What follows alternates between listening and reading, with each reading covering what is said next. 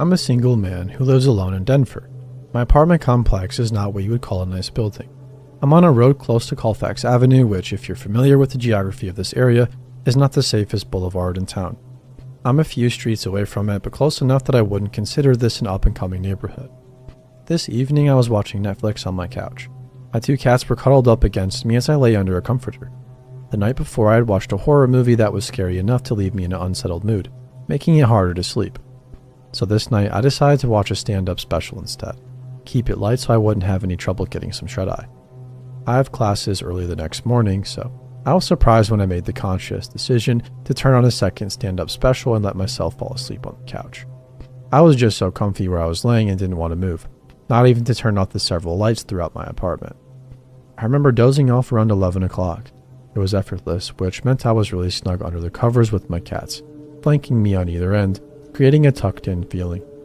I fell into a dream wherein I was on an impromptu date with this guy whom I didn't recognize at a Blockbuster video store.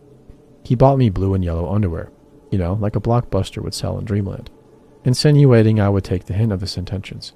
He was also desperate for a job, so when we got to the counter, he was given an off-the-cuff interview that didn't go well. And all of a sudden, I'm not sleeping anymore. I'm woken up by a knock at my door. Then a man's voice says, "Maintenance." I just sat there, sitting bolt upright, on my couch. I knew something was wrong. I looked at my phone, which was by my left hand, and the time was 2:15 a.m. I didn't move. The floors in my apartment are old wood, and there are many creaky floorboards. I didn't want whoever was knocking to know somebody was at home and awake, let alone alert to his presence. My cats got up and ran over to the door as they normally would, but I stayed still and listened. After a few minutes with no answer, the man walked away from the door and down the hallway to the stairs. A moment after that, I heard the back door to the building swing open and close. I have one window where I have a partial view of that door, so I break my paralysis and race over to it. I saw an old-looking green SUV sitting in the no parking zone just in front of the back door. It must have been running the entire time because I didn't hear it start up, and the brake lights were glowing red. Someone, presumably the maintenance man, got in the car and it drove off. I don't know what his intentions were, but nobody knocks on someone's door at 2:15 a.m., claiming to work with a landlord with good deeds in mind. Had it been a true emergency, wouldn't he have knocked again? Used his service key to get into the unit? What did I just avoid here? I can only assume it was an attempted robbery at best or abduction at worst. When I was watching the SUV drive off, I surveyed the other apartment windows. They were all dark. I can see every unit except the other two corner apartments below me from that vantage point. I think because my apartment sticks out from the building and has so many windows, I was targeted because my lights were visibly on and noticeable from the street. However, I don't know how this individual got into the building in the first place, as you would need a key to do so. I've never been so legitimately afraid as a single person living alone. I'm grateful that I installed the security chain on my door when I moved in, and I'm also glad that even in my disoriented state, I had the presence of mind not to move from the couch or make any noise. As I recount the event, I can't stop my eyes from leaking tears, though I wouldn't call it crying. My nerves are definitely shot. I don't think I'll be going back to Dreamland anytime soon. I've turned off all the lights save for the lamp by my bed. I usually can't sleep with it on, but tonight I don't think I could sleep with it off.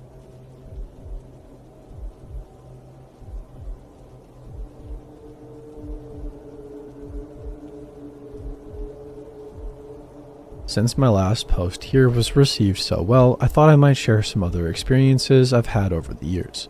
It is most unfortunate that my life has been full of creeps and weirdos. First, a disclaimer. This post is marked as not safe for work for a reason. It has some language and some events that are a bit, well, let's just to say, this isn't a story I would tell in church. Also, as this post involves hitchhiking, I realize that somebody out there will surely comment, well, hitchhiking is dangerous. Obviously, I am fully aware of this and you will soon find out. So, now that is out of the way, it was around 2004. I decided I'd had enough of the bitter cold Rocky Mountain winters. I'd spent most of my time since I was around 16 listening almost exclusively to Jimmy Buffett music. Except for small breaks to listen to things like Journey's greatest hits, he was pretty much my entire musical life. I would listen to him talk about these far-off places and these great adventures and weird characters that he'd come across. I read his books, which talked about pretty much the same thing. I read interviews where, you guessed it, he talked about pretty much the same thing. So my young 22-year-old brain was filled with these ideas that adventure was out there waiting for me, that all I had to do was go and find it. Why was I rotting away in a frozen hell when there was so much more to see in tropical climates? And it is thinking that led me to pack everything I owned and stick my thumb out on the interstate. I was headed for Mobile, Alabama, which is Jimmy's hometown. Then I was headed for Florida, where most of his songs are based. Then, well, the possibilities seemed endless. Maybe find work on a boat in exchange for passage to some place like Jamaica.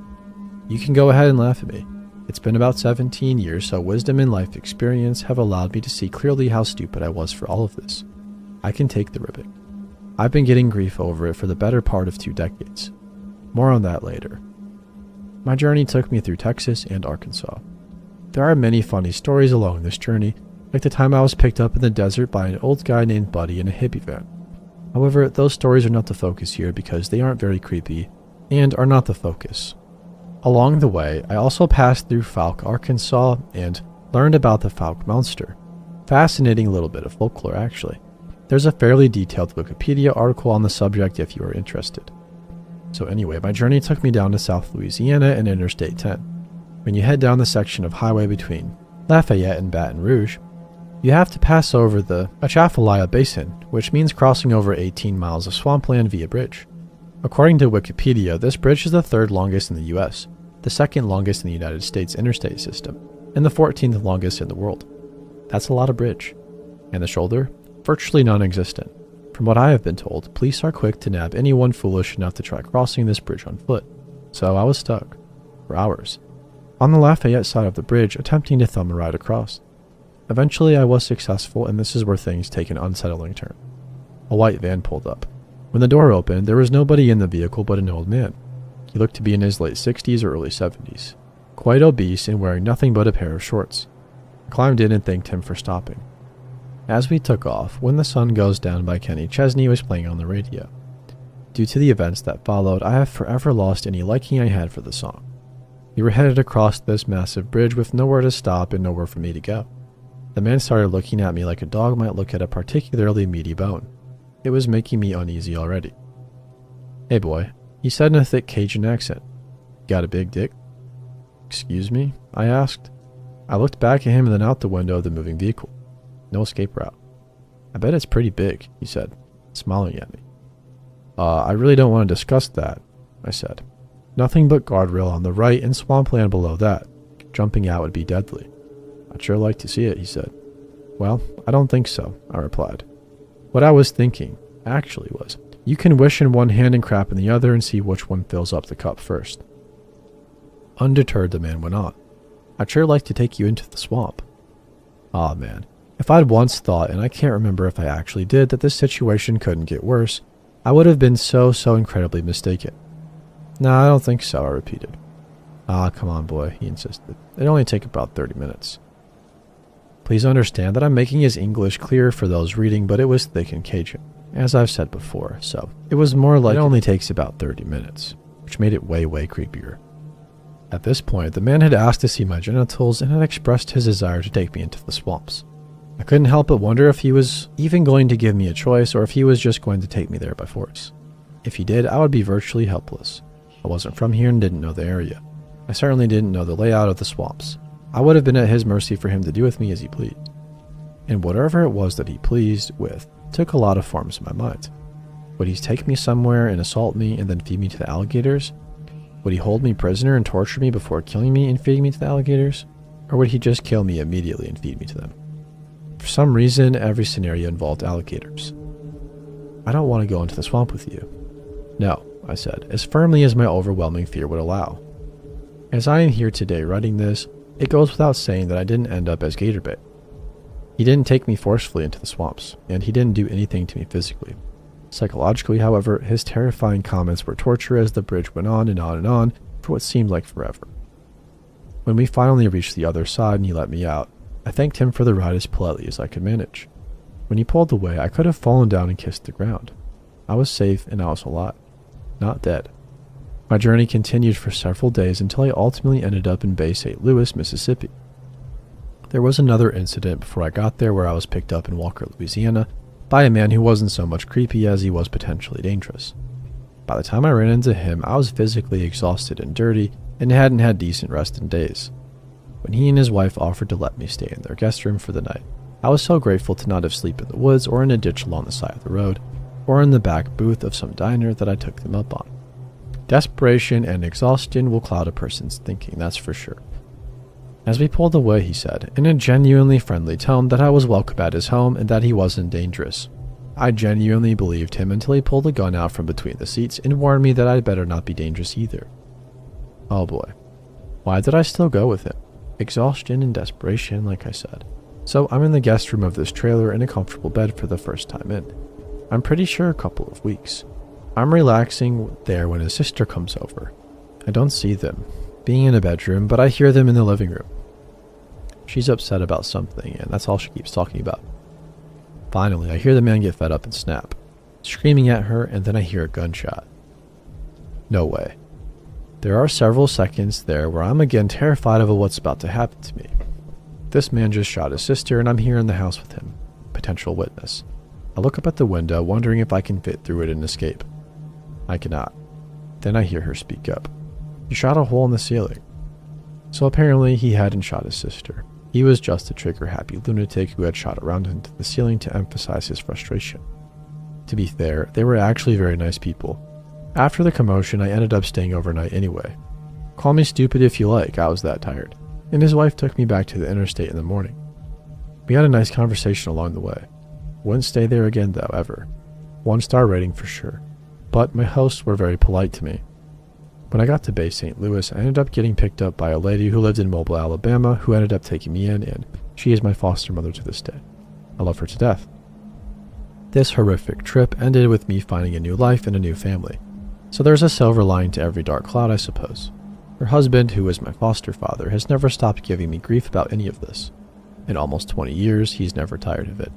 He especially liked to rip on Jimmy Buffett, an artist he despises, and he refers to him as Jimmy Buttplug for some reason. Did I learn anything from this? Well, if you're asking if I learned not to hitchhike, no. I went on several more journeys over the years before I finally decided that I'd had enough, adventure. Somebody will surely think I'm stupid for this. Young people do tend to be stupid, so no argument here. If you need any further proof of this, watch MTV's coverage of spring break sometime. Watch how dumb some of these young people act as they party on the beach. As a word of advice to those who might be considering hitchhiking, probably just don't. You can meet a lot of interesting people, you can have a lot of positive experiences, but you can also end up getting picked up by a maniac. And you might not be as lucky as I was.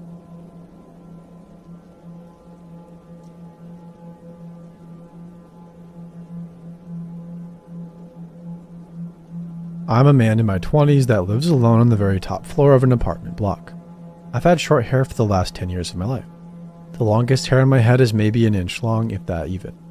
However, across my house I keep finding long hairs on the floor, like long brunette hairs, at least 5 or 6 inches, sometimes longer, and they would be everywhere. Bathroom floor, in the shower, in my cupboard, in my kitchen, on old clothes, living room floor and sofas. I've been single since November and clean often enough that I'm certain it's not my ex-girlfriend's hair. Plus, the color doesn't match anyway. She had solid black hair. These are more a light brunette. Plus, finding them in places like the shower. Where is running water hitting all the sides 5+ times a week? Anyways, I waved it off as well. I work with a lot of people and use the gym and bus sometimes, so naturally hairs are going to stick to my clothes. Well, one day this past April, I finished my early AM gym session and got the call that I didn't have to go to work that day. So naturally, I started to walk home all happy that I had the day to myself. I'm on the 5th floor, the uppermost floor of the building, and the apartment is in such a way that there is only one apartment per floor. I start to hustle up the stairs and don't use the elevator since I'm sweaty from the gym already. Just as I whip a right to go up the last set of stairs from the 4th floor to the 5th, I see my neighbors on the 3rd floor, daughter coming down the stairs. We lock eyes. We have never spoken before, mostly because we've never had a reason to, but also because out of respect, I didn't want to make her uncomfortable since she's like 19 to 21-ish, and I'm slightly older. The most interaction we've had is that I've spoken to her mother and father before when bumping into each other on the stairs, but not to her. I gave a confused hello. At this point I'm thinking that maybe she went to knock on my door to ask for something. A cup of sugar maybe?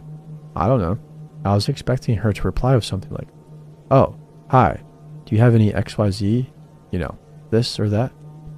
Nope. She gave me a silent hey and brushed right past me. And only then, when the smell of my own shampoo hit me, did I notice her hair was wet. Like fresh out of the shower a minute ago wet. Now, I'm not saying she showered in my house or that I have a stalker that's been living in my house while I've been at work. He very easily could have just been there to ask for something, and the most generic brand shampoo smelled the same. But don't the pieces all fit together a bit too well? Her hair color matches the hairs I would find around my apartment, and like I said before, they were everywhere. In my bed too, and in my sock drawers. And if it is a case of me having a stalker, how did she know I came home early enough to bolt out of the shower in time? Our apartment doesn't have cameras. It's an older building from before 2000, and why would she be stalking me? For how long has she been doing this? We've never dated or had a proper conversation. I saw her maybe 20 times in the past 2 years, given that I work and she presumably studies or works too. All of these thoughts are buzzing through my head. I'm standing outside my door for a solid 2 minutes, grappling with what just happened. I go to turn the key to my door and it opens without me having to unlock it. And I know for a fact I always double lock my door. It's the type with a lock near waist level and a second more secure lock with a different key around shoulder level. I drop my bag, throw off my shoes, and run to the shower. And you guessed it, it's wet. I hadn't showered since yesterday morning. I'm a confrontational person. Not that I go looking for fights or anything, but I'll definitely pursue an answer if something is bugging me. So back down the stairs to the 3rd floor I went, and knocked on the door of my apparent stalker and her family. She opens the door but with the chain still on. I see half of her face from behind the door. Yes? Can I help? Were you at my door or inside? I don't want to make this a police thing now, but you came down the stairs just now and I know you were inside. I just had to get something. It won't happen again. Okay. Bye, see ya. Door closed. This happened last month. I've been cleaning my house every weekend closely now and got the locks changed and put a motion sensor camera above my door. It only films and triggers on the steps coming up to my door, so the 4th apartment still has its privacy. So far so good. I don't think she's been inside since this. But looking back, I think she'd been living in or going into or whatever my apartment since January, because that's my earliest memory of finding hairs. She never took anything of value like my laptop or the few watches I have. Seemingly, she just showered and ate some of my food and lay in my bed. I do now also always take the elevator and avoid the 3rd floor like the plague.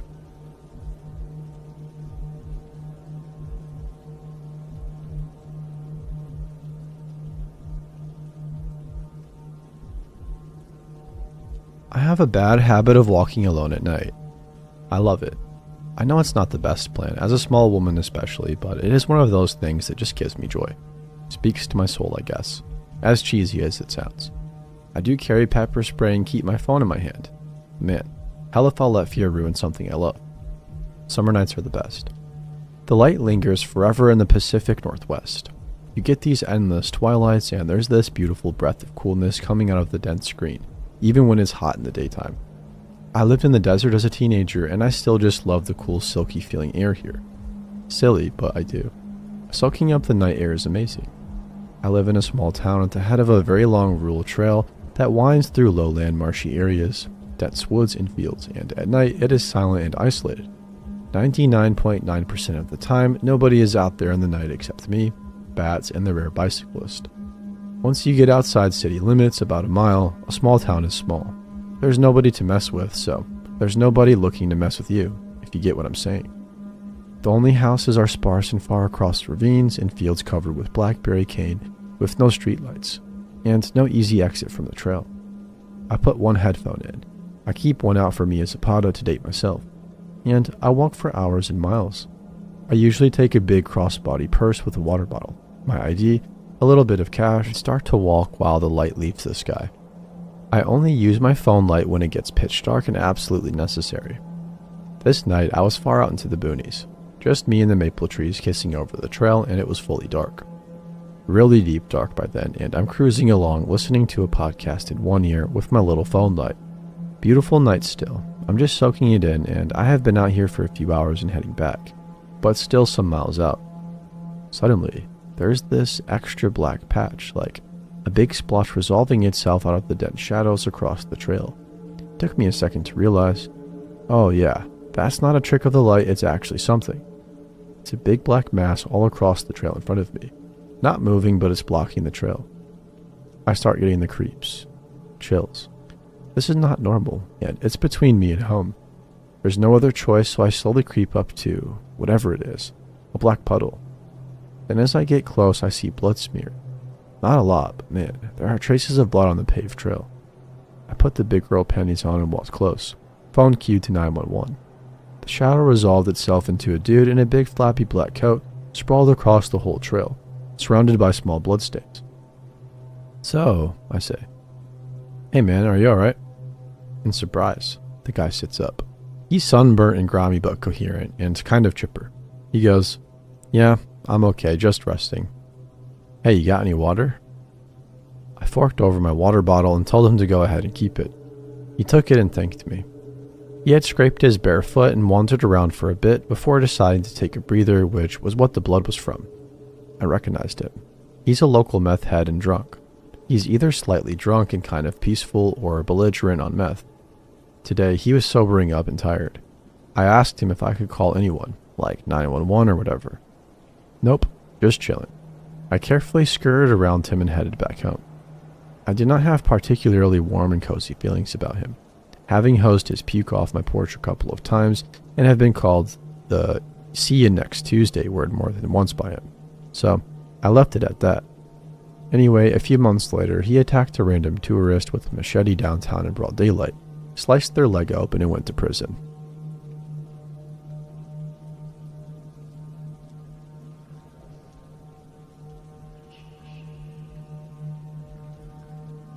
The first thing I'm going to say is that this is totally real, and I was freaked out of my wits for days. I don't think I could make some of this stuff up. Everybody I tell it to says that it is terrifying, and after reading through some of the stories on the subreddit, I think it would be a good fit. It was February of 2014.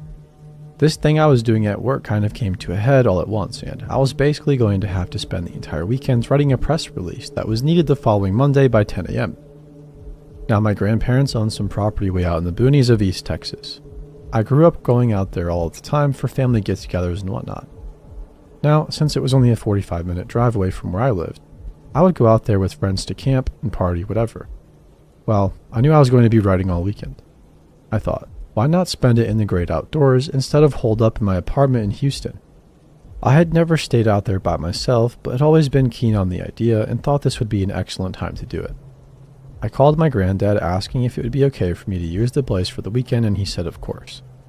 He did seem a little reluctant about me doing it alone, but I was a 24-year-old guy who had grown up hiking and felt totally competent to handle anything that might happen. Honestly, at the time, I was a little bit insulted when he seemed to think me going out there by myself was not the best idea. He made sure I knew how to turn on the electricity and water. We use a well for water and have a big switch that turns on and off the electricity out there, which of course I did. I'd only done it a million times when I brought friends. He asked if I had a key, which again, of course, I did. Finally, he said, "You know where I keep the Henry, right?" My granddad is kind of a cowboy and keeps a big 30-30 Henry repeater out there mainly for shooting whitetail. But you never know. "Yeah," I said, admittedly for the first time. Nervous since, to my knowledge, he was the only one who had ever stayed out there by himself, and he had never really talked to me about his guns. The only shooting I had done out there was with a pellet gun as a kid, and then a camera as I got older.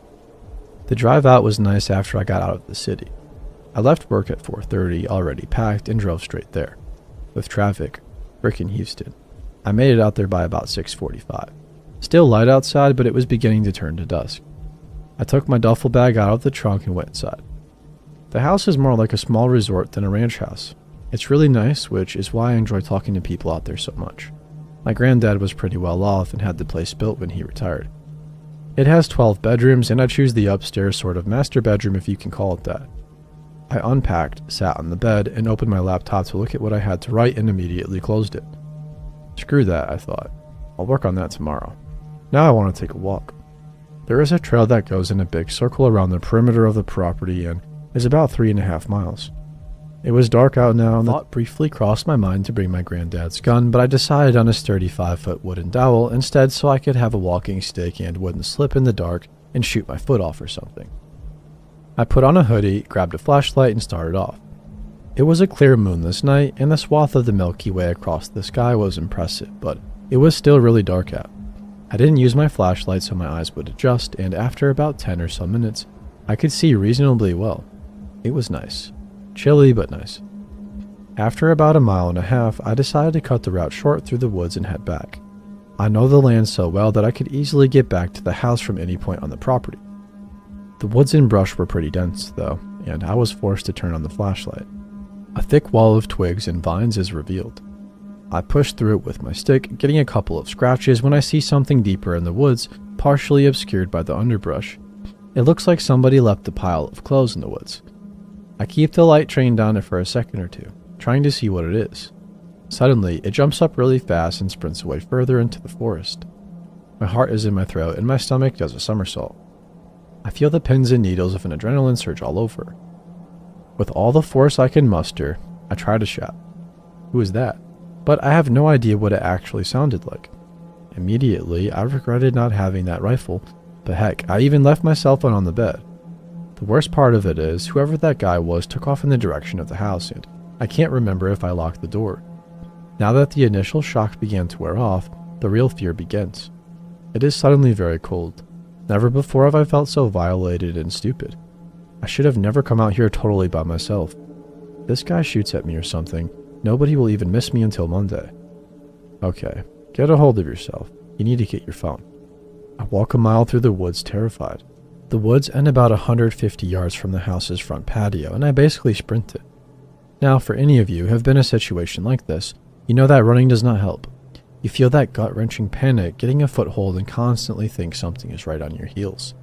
When I get to the front door in this semi-sane state, I am in for another shock since the door is cracked open and I can't remember if I did it or not. I have to go inside. I push the door open, holding the dowel sort of like a baseball bat, and immediately hear shrieking coming from the living room. I don't think I have ever been as close to blind terror as I was at that moment. I would not have been able to speak. A strangled noise escaped my throat, but I was hardly aware of it. I sprinted up the stairs and into the room where my stuff is, at every turn expecting to see some horrific rotted corpse streaking at me. I don't know why, but at that moment, that is exactly what I thought I would see. I slam the door behind me and hear the scream again, from directly below me this time. I run into the bathroom and dial the police, locking the door and hiding in the shower. In retrospect, this seems like a really bitchy thing to do, but every ounce of bravado I had was long since strained. I tried to describe what was happening on the phone, but I'm not sure how much sense it made. There is a little town about 9 miles away from our property, and that is where the nearest police station is. It took them, I would say, 20 minutes to arrive, during which I heard the scream one more time. It was a lower pitch now and sounded strangled. Then came the freaking flashing red and blue lights through the window. I was still in the shower when I heard a man shout, "Please, anyone here? Come out." I got up and opened the bathroom door and heard a voice downstairs. Shit, Evans called an ambulance. I opened the bedroom door and a cop down the hall has a gun on me, saying, "Freeze." I try to explain that this is my family's place and I am the caller, but they still handcuffed me. I soon see why.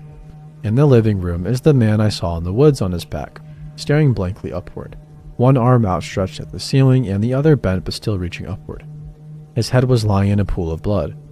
We eventually get it cleared up who is who, and that I didn't crack that guy over the head with anything. Later, I find out that this guy was a paranoid schizophrenic, probably a homeless man who had wandered onto our property. It's hard to tell from where. We still don't know why he was bleeding, blunt force trauma of some sort, maybe a fall. So, insane dude. He basically gave me like 3 heart attacks, so let's not meet. And I'm pretty sure if it was my granddad instead of me out there, he could have gotten shot. I did, however, get the press release done by Monday.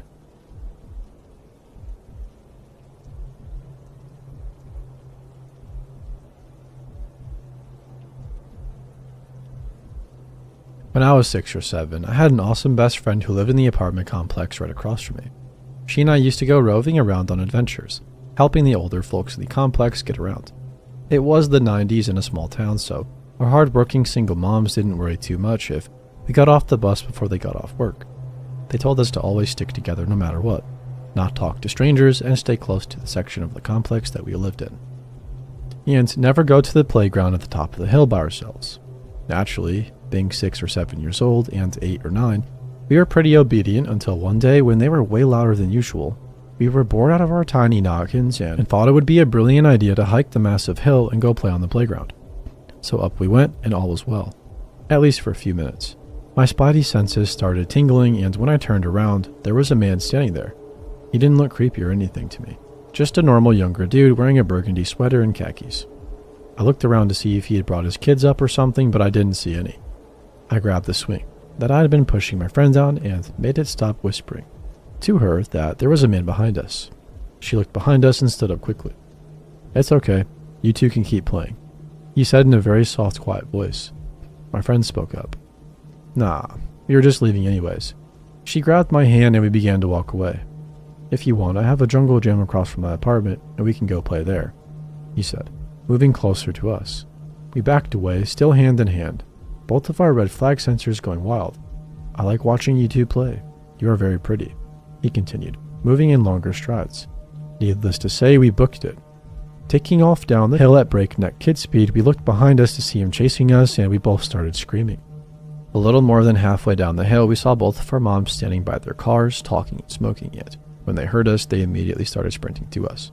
Apparently, the man realized who they were, and he started taking off across the vast parking lot back to his apartment.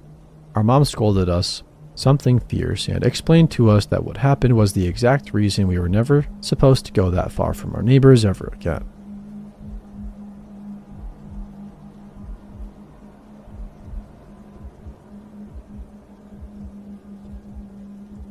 So this just happened moments ago. I had just finished one of my classes at university for the day and was on my way to another when all of a sudden I was stopped by this random guy. He had told me he saw me around my building a few times and just had to introduce himself, so he did. And I stupidly said my first name, which I regret. Then he started saying how I looked nice today, and since he kept magically seeing me around, it must be fate, and he wanted to ask me out. I said no and that I was a lesbian and only liked girls. He then proceeded to ask how lesbians work because he was from a place where it was considered taboo. He then even creepily said, so even if we went at it, implying sex, I wouldn't even have to stick it in. I do as a lesbian does. As if that were the same. I said no, not the same at all, and tried to end it at that because I was thoroughly disturbed he would just assume that I'd have sex with him in the first place. Then he carried on with saying, I'm from Dubai. I am rich and have money. Can you be what Americans call a sugar baby? And kept pushing those types of things to get me to somehow be interested. Finally, he started to get the message that I wasn't going to agree to anything that he wanted and said, if I see you a fifth time, we're destined to get married. In a joking tone, but it still came off creepy. Once he walked away, I felt so disturbed and wondered how he saw me so often when our classes had only just started and how he lacked any social clues or understanding that what he asked wasn't okay. I'm really hoping I don't bump into him again.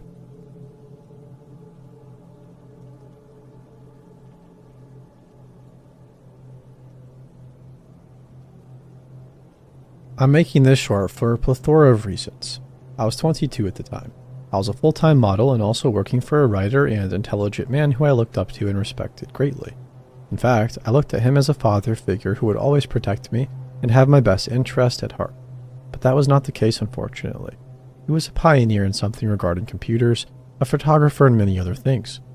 Now, the first 2 years I worked as his personal assistant, things were fine. He was definitely odd, but I like weird people because I'm weird myself. I learned a lot from working for him. That time period in my life is a combination of a David Lynch movie, a fever dream, a Lana Del Rey record, and isolation. So let's just get right into the night I still have nightmares about. My boss and I were working in his country house in upstate New York. This wasn't out of the ordinary at all.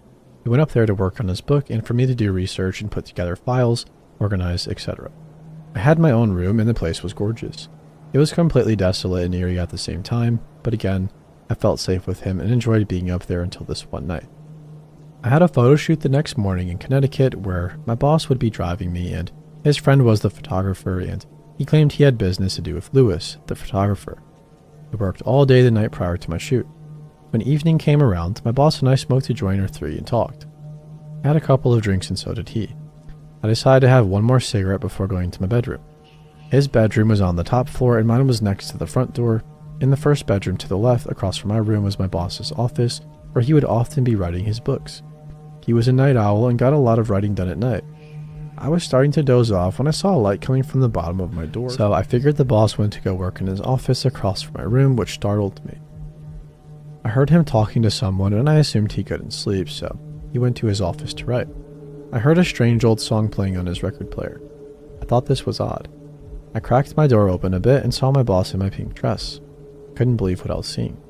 My life has always been weird, but this one took the cake. He was dancing in my dress and talking to himself. I heard him say, "I am," and then he was saying my stage name in different creepy tones. That is extremely weird. He had bright red lipstick on, and suddenly he dropped to the floor, which scared the living shit out of me and made me gasp and cover my mouth. I put my hand over my mouth to avoid making any sound. He lay face down on his stomach and started humping the ground. This is when I got so freaked out I shut the door and locked it. I softly walked back in my bed and pulled the covers up to my eyes. I was literally hyperventilating and a brutal anxiety attack came on. I felt like my heart was coming out of my chest. I took my anxiety meds and I remember trembling, trying not to make noise. After about 15 minutes, I saw him come up to my door and he was standing there not moving. I was completely frozen. He stood there and suddenly walked away. He turned the lights off in his office, past my door, and I heard him walk upstairs to his bedroom. The next morning I went to get coffee and have breakfast, and there he was at the kitchen table, flipping through the paper in his usual suit. I sat down and had some coffee, and my boss talked to me like nothing had happened. I decided to go get ready and get my things together for the photo shoot. I didn't feel safe anymore for many reasons. This man ended up manipulating, grooming, and just straight up mind-screwing me for years to come. We never talked about that night, but that was the last time I ever stayed at his country house in the middle of nowhere. Also, I found the dress he was wearing and it smelled like BO and creepy old man. I threw that dress out and just buried the memory of this happening. You really had to be there to understand the magnitude of how creepy this was and how creepy he was and is. So, creepy jerk that I never want to see again. He took advantage of a young girl with talent who already had anxiety and PTSD and made it 10 times worse. I often think, what was his intention that night? This is one of the many awful experiences I had working for and with this guy. Ladies, please be careful about who you let into your life. Never be afraid to stick up for yourself. Always trust your gut and get as far away from predators and manipulative people as possible. Rest in peace to my pink dress and my sanity.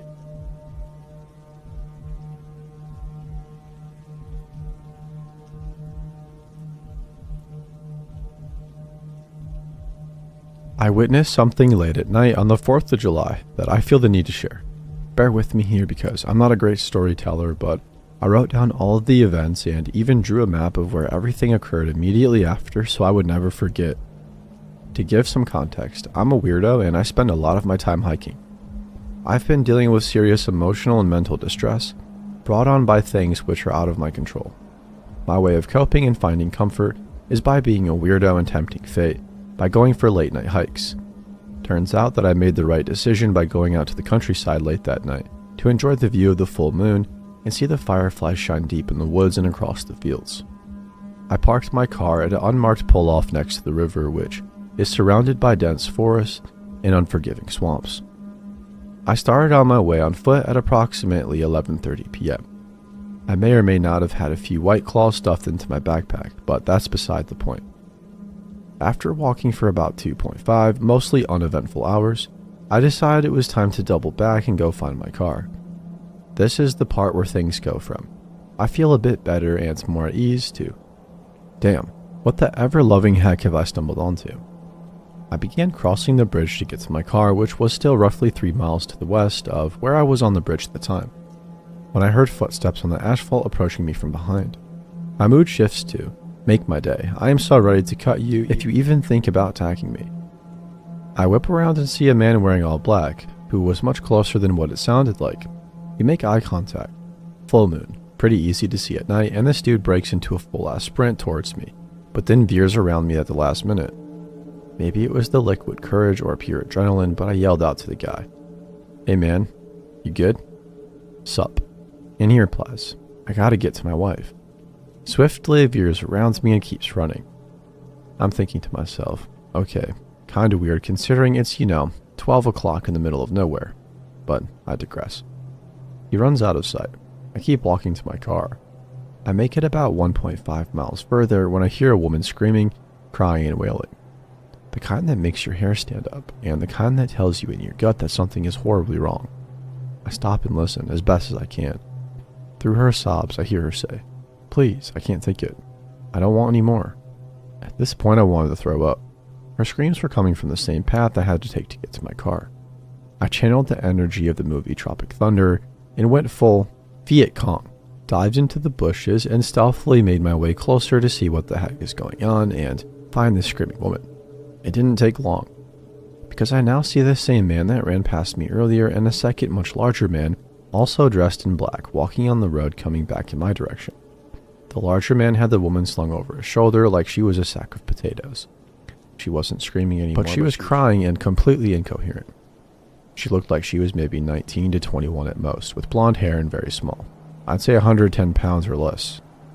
I popped out of the tree line and asked man number 1, "Is that your wife? Is everything okay?" He said, "Yeah, she's fine. She just can't handle her liquor." As he said this, both men continued walking past me. The woman is clearly not drunk, but appears to be drugged. She was trying to talk, but her speech was very slurred, and she could not even lift her arms or head to get out of this man's grasp. To the best of her ability, the woman keeps trying to say, "Please, no, help." She was trying so hard to lift her head and look at me and reach her arms out to me, but she was so weakened by whatever they had done to her that she was incapable of even making out a single word. Something was very wrong. Something much more than alcohol.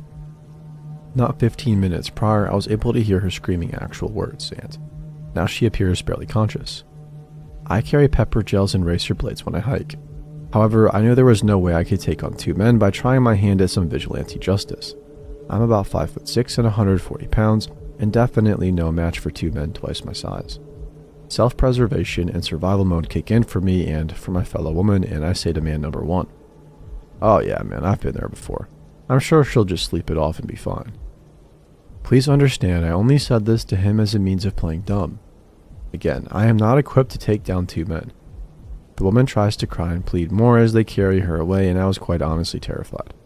That sight and the connection I felt between me and the woman pleading for help is something I'll never forget. Once they were maybe 20 feet behind me, I took a glance over my shoulder to see what was happening, because the slurred cries she was letting out were nauseating. I wanted to be sure that they weren't harming her further. I see they have stopped in the road and are looking back at me. It took everything in me to be cool, act as though I didn't notice them and couldn't care less what they were up to. Again, probably call it self-preservation, or whatever you want. They began walking further away from me then. I quickened my pace to go hide behind a sloped railway track, out of their view. So I called 911. I described to the dispatcher and officer what I've just seen and that I believe that this woman was taken against her will and appeared to be drugged. The officer and dispatcher on the other line says, "Yeah, we've got 2 other calls earlier tonight. We'll go ahead and work on sending someone out."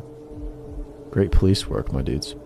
Keep in mind, this is one of those out in the boonies, and most people seem to think that sort of thing doesn't happen around here, even though we have an extensive number of cold cases of women and children here in this area. I'm only a mile away from my car now. Obviously, the police gave approximately 2 shits about this woman's safety.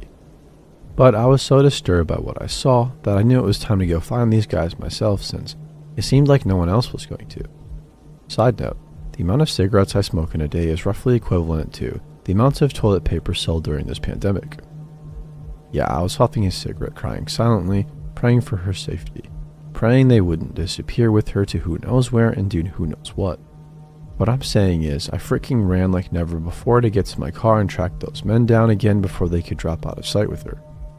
Obviously, I didn't personally know this woman, but I'll be damned if I don't do everything I can do to help her when she was clearly in danger and unable to help herself. I floored it to where I saw them last.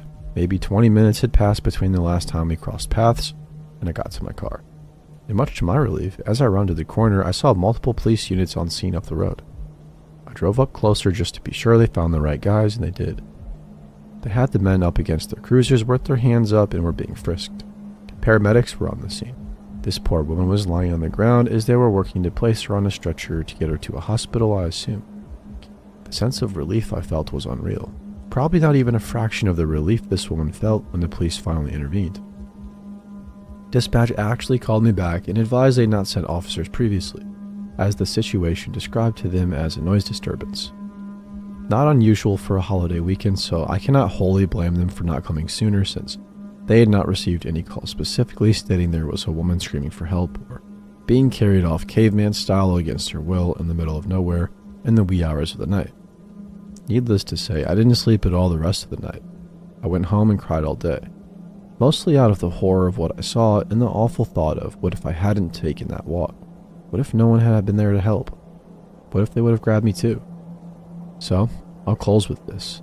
Do not be a bystander. If you see something, say something.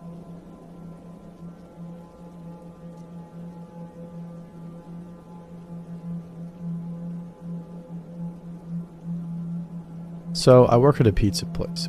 Usually inside, as my insurance does not cover claims when driving for business, but occasionally I will cover a delivery shift for one of the drivers because the money is good. Our delivery area includes a few new development upper middle class, cookie cutter neighborhoods, bad tips and older 1940s era village, average tips, 2 apartment complexes, great tips, some trailer parks, great tips or no trips, no in between, and a bunch of rural areas. Usually good tips. Not rural to the point of seeing hundreds of stars at night, but enough that you couldn't hear your neighbors yell. So, about a week ago, I was covering a delivery shift. I came back to the shop feeling pretty good. I was averaging $5 a delivery, and they had all been pretty close by, and checked to see if I had any more. I have one to an address I have never seen before. We have mostly semi-regular customers getting deliveries, so an address that doesn't seem the least bit familiar is a little odd. It's out in one of the more rural roads. I asked the kid who took the order what was up because there were special instructions on the ticket. He says, they said to go around back because the front door is not operational. I'm like, okay, that's not that uncommon. People often want you to go around back. Either they painted the door, the house shifted and it's a bitch to open, or they are just hanging out back. So as I'm driving out to the house, I get an odd feeling. I don't really like the idea of going to the back of some house out in the sticks. It would all be too easy for some thugs to order a pizza to an abandoned house. There are quite a few in the more rural areas, and then jump the delivery guy. I figure I'll scope the place out when I get there, and if it seems sketchy, just call them and make some bull up about how it's against company policy to go around the back of the house to prevent robberies. As I'm driving to the house, I realize it's towards the end of this road that gets less populated the further down you go. Great. I'm pretty near the address and driving slow. I see this house abandoned looking and set back from the roads with no address and in a bunch of trees. I think, that house better not be it. So I drive past and check the next house's address, and lo and behold, that abandoned looking one was the right one. At this point I'm not super worried though, because out in the boonies the standards of upkeep on your house are pretty low, so a house in disrepair isn't unusual. So I double back to this house and pull into the driveway. At this point I'm getting bad vibes, it doesn't feel right. I park my car at the very end of the driveway with the rear of the car on the shoulder so anybody passing by can clearly see it. At this point, I call back to the shop and tell them I'm at this sketchy house, and if I don't call back in 4 or 5 minutes, to call me, and if I don't answer, call the cops. While I am on the phone, I take a chance to take a good look at the house. It looks extremely abandoned and not just in disrepair. The driveway is crumbling, bits of gravel, and there are weeds growing out of it. There is no mailbox, no trash cans, no car or lawnmowers, no landscaping, no kids' toys. Absolutely nothing in the yard. The yard hasn't been mowed in what looks like years, really. The house is total crap. The roof is all but falling apart and the siding is falling apart. The back deck, which comes around the side, is also falling apart. The only part of the house that looks even a little bit decent is the allegedly non-functioning front door. The windows are all shut. It's 95 degrees and humid, and this place doesn't have AC. They all have the blinds or curtains shut. The few that are actually boarded up. I don't even see any wires running to this house. It's not dark but dusk, and there isn't a sign of any lights on in the house. At this point, I am starting to get pretty nervous. I am a 5'10" male, 180 pounds, not in any great shape, but I did take karate for 10 years, so I'm not completely helpless. But I do try to avoid any sort of confrontation I can, as I am mostly a pacifist. I'm not too concerned about getting robbed. No skin off my teeth. It's not my money. I mean, I would rather not get robbed, but I'm mostly worried about getting jumped or killed. It's a fairly safe area, but recently there have been some rather unsavory people moving in from the city. A big spike in home invasions and robberies, but more worrying. A few stabbings and assaults, so it's either time to nut up or shut up, and I'm not going to go in charging like a freaking fool, so I get out my phone and call the number they gave when ordering. While I'm doing that, I'm also getting the pizza out and making sure to leave my door open. A running car half in the road at an abandoned house with the door open looks suspicious, right? I figure if something goes down, it might look out of place enough to make somebody stop. Not that there is really any traffic this far down the road. I'm starting to walk up to the house while the phone's ringing. It rings twice and then an automated message comes on. It says something along the lines of this number being associated with an internet texting app. One of those free ones you download and let you send free text from a different phone number over a data connection. I think it was haywire. We have had issues with people using numbers from those services for pranks in the past. This is a pretty big red flag. My heart is now pounding in my throat and my whole body is telling me to bail. I don't want to get a reputation for being a flaky bitch as a driver and lose any future delivery shifts, and that is why I have not bailed yet. So I am just standing there holding a pizza looking at this house but not wanting to venture around to the back of it. I'm hoping that the resident will look out the window and come out by the road to get their food. So I am looking at the front windows, checking for some sign of life. I see a blind go up on the one window next to the front door and a really creepy looking guy with a hat pulled low and big sunglasses on is looking out. Remember, he is in a completely dark house surrounded by trees. At dusk, there is no reason for him to be wearing sunglasses. I also see what appears to be a big guy standing behind him in the room. This could have been anything though. When he sees me looking, he mouths something and he darts away, presumably towards the allegedly broken front door. At this point, I noped the heck out. I've stayed pretty close to my car, so it was only a few steps away, so I jumped into the driver's seat and threw the pizza into my passenger seat. Something I would never do since I am really anal about keeping my car clean. I slam it into reverse before I get the clutch all the way in, so I grind my gears a little bit. Again, something I never do. Without looking, I simultaneously slam and lock my door and floor it backwards on the main road, slipping my clutch horribly, but at this point, I don't care. I don't want to screw around and risk a stall. I didn't even check for cross traffic, which was also really stupid on my part. I start to drive away and look at the house. The screen door on the outside of the front door is now open, but the front is still shut. The guy isn't out in the yard yelling, "Wait, come back," or anything. He's just gone. So I pull over a little ways up the road to call back to the shop and tell them I'm all good, and I'll elaborate when I get back. The people never call back to inquire about their food. People usually call if their pizza is 15 minutes late here, and these people never got it, so it's really strange they didn't call, pretty much confirming they were up to no good. After telling my coworkers about it, we conclude it was definitely a robbery at the very least, so we put the address and phone number on our no delivery list and ate their pizza. I doubt I would have actually got murdered or anything. Robbed with maybe a gun pulled or a little roughing up? Yes, but it was still very unnerving that I could have easily gotten into some serious trouble by just doing my job. Especially if the idiots picked a slightly less abandoned house to set up at. Sorry for the relatively minor incident being so long, but hey, I like to ride even if I'm not that good at it. Anybody who delivers pizza, please be wary of situations like this. I looked into it, and apparently it's a pretty common way to rob pizza guys. I'm pretty glad we did not end up meeting.